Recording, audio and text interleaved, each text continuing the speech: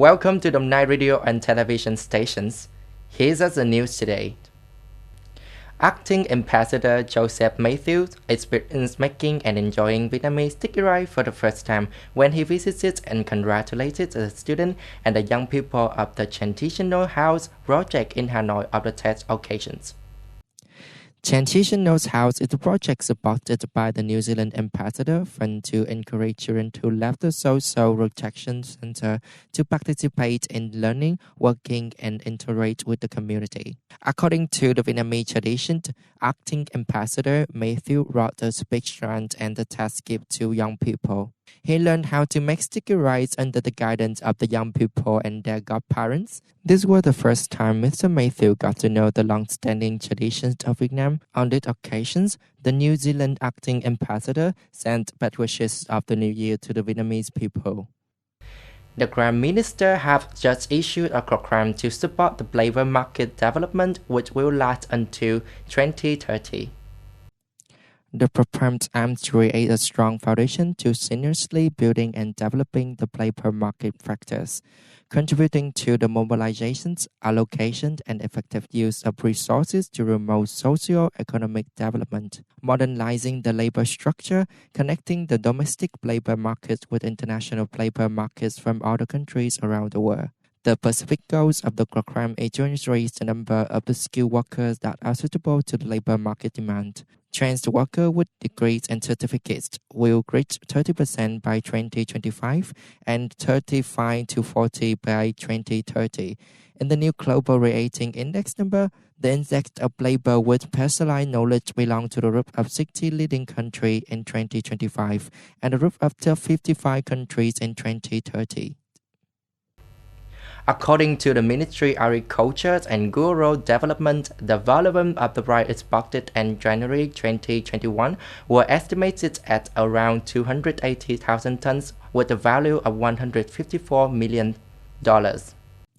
With its information, Vietnam's rice export volume decreased by 29.5% in volume and decreased by 20.2% in value over the same period in 2020.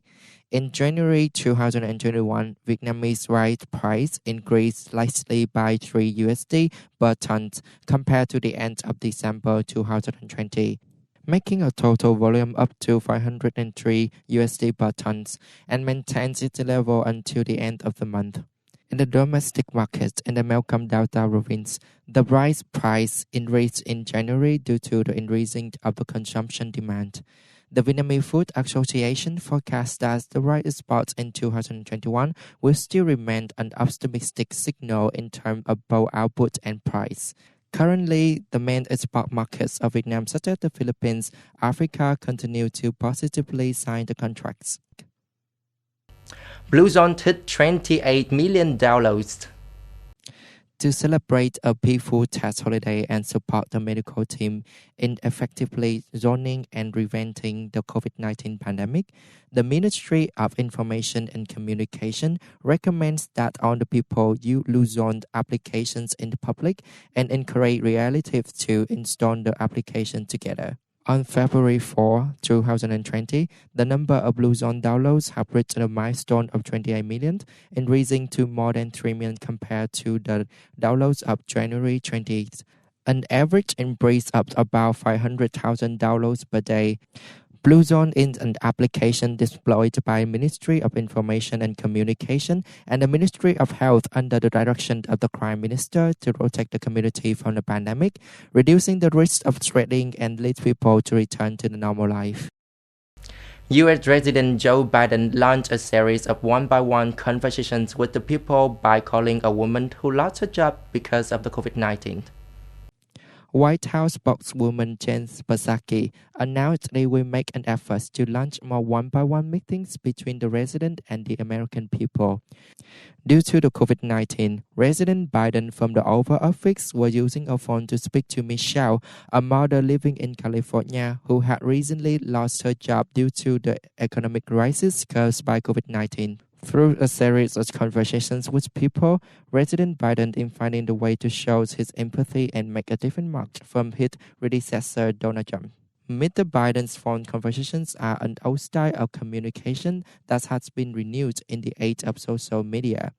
Former President Franklin Roosevelt in the 1930s often tells these kinds of conversations over the radio. That's all for the news today. Thanks for joining us. Goodbye.